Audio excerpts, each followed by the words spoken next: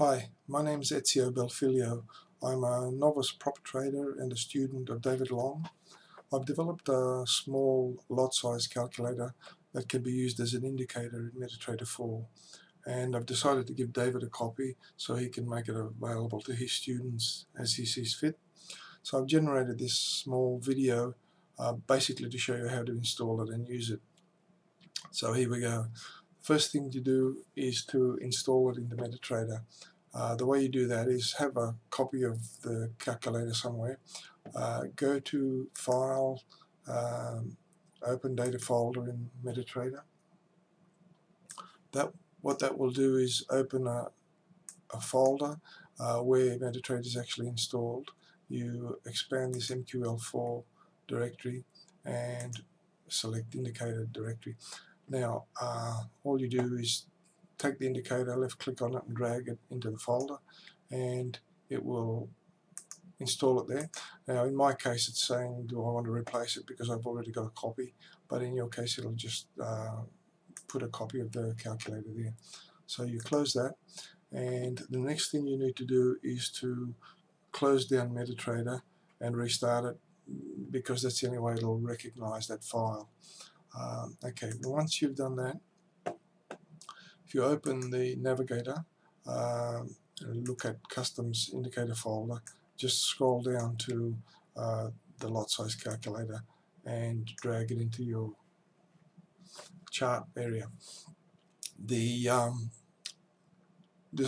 this simple version, the only things you need to worry about in setting are the parameters for your lot size, that is the entry level, stop loss level and take profit level and risk percent. So I'll just type in some numbers just to get it started here. The way you type it in is you just double click on it and type your number in.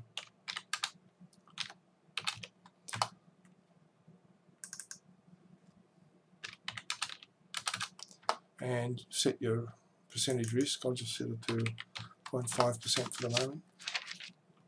And select OK. And basically a table appears at the bottom here. If you install it and drop it onto your chart without typing those numbers in, it'll just make some up. Basically just somewhere to put the lines, and then you just modify it as you go along. You can see it's drawn 3 lines here. One is the blue one, which is the entry level, the red one is the stop loss level, and the green one is the take profit. So the table that it generates is here. It takes the free margin from your account, and the yellow rows are the entries you've made in the setup. The blue things are basically system type things that it works out, and the output is reward to risk ratio and lot size. Really, it's as simple as that if that's the way you're going to use it. Now, a couple of other things. It selects the currency pair from the system, so basically when you take a screenshot of this for your records, you'll know what the currency pair was. It also looks at the time scale you're trading and puts that here. So if you change it to say 4 hours, it'll just change that. Basically, so when you record it, you know you have a record of what it was all about. Now, and really, it's as simple as that. If what you want to do is just calculate the lot size and the reward to risk. Now, there's a few things that I've provided for changing, basically so you can tailor it to suit your own requirements. If you right-click on the chart, select indicator list, and select this lot size calculator, you can either press edit or just double-click on it, and it opens this screen here.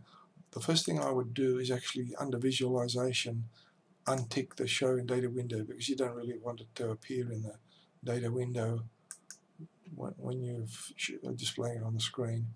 We've gone through the settings for your calculation here. There's a few other features that I've provided, which I'll just go through quickly. I've provided an alternate means of a risk model, and that is you can set a fixed dollar risk if you want to, and the way you do that is you just double click on false and select true, and then just put in a number for your dollars, say $500, okay, and you press OK. What that does is it takes the $500 as a risk amount, deletes the risk percentage from the table, and recalculates it based on that number there. Okay, it's fairly simple. So if we just, I'll just reset that. The next thing you can do is in the equity model, you can select equity instead of free margin if you so wish, and the way you do that is the same way.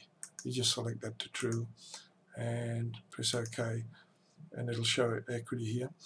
Now they happen to be the same number because they're the same number down here, but trust me, it does select that one. So I'll just reset that. The next thing you can do is basically type in an account size. For instance, if you're trading on another account that doesn't have MetaTrader 4 and you want to calculate the lot size, you can set this to true. Type in a number here, say 120,000, and press OK. And what it does now is it fixes the account size to that and recalculates the rest of it based on that. Okay, I'll reset that. I've provided a mechanism here for implementing Mark's method of calculating your take profits, purely because I was trying out his system and I got sick of recalculating it manually, so I put this in here to calculate it. The parameters that he uses is an ATR period of 7 and multiplier of 2 for the first take profit and 3 for the second take profit. They're the defaults, and you can just modify them to suit yourself. So to enable it, all you do is select true there and OK, and what it does is it adds these extra rows in the table, and it's very simple. Just take profit, what it is in pips, and the reward to risk. Take profit, what that is in pips, and the reward to risk, and then it works out an average reward to risk for that for the two exits. Okay. Just one other thing, in the ATR, there's an ATR offset that are allowed. What it actually normally does is it calculates the ATR for the previous bar, because it assumes that the bar you're on now is not closed yet, and so you're doing your calculation in the morning, and so you'll work out the ATR from the previous day. But if you're testing on the weekend and you want to have a play with it and you want it to calculate the Friday's bar, which is the current bar, and it's closed, all you do is set this offset to 0, and it will then calculate it on the current bar. And I guess you could set that number to whatever you like, going backwards from 0, but usually the useful ones would be the 0 and 1 basically. Okay, that's that. The other things I've allowed for here is to basically tailor it to your own color scheme. So all you need to do is click on these colors and select whatever you want, because obviously everybody has different tastes. You can select the font face, you can select the font size for the main body and for the currency pair those two numbers there. That's all the basic parameters. The last thing is the position of the table. Now, MetaTrader defines 4 corners. 0 is the top left, 1 is the top right, 2 is the bottom left, and 3 is the bottom right.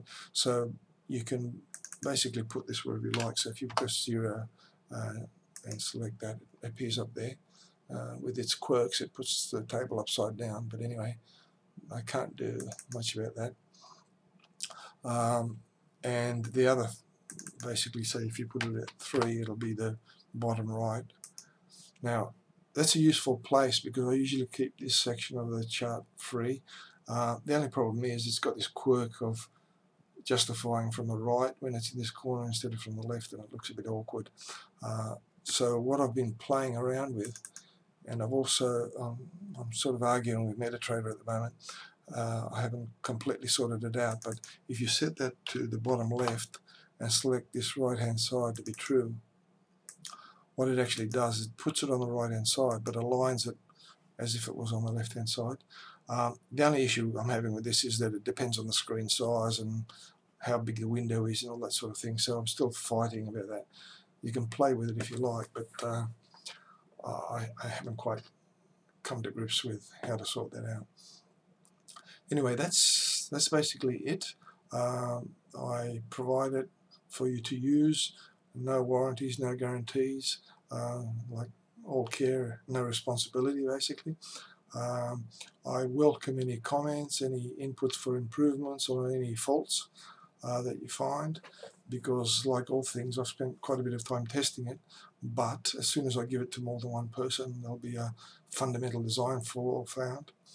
Anyway, thanks for that, and just contact Dave if you want a copy.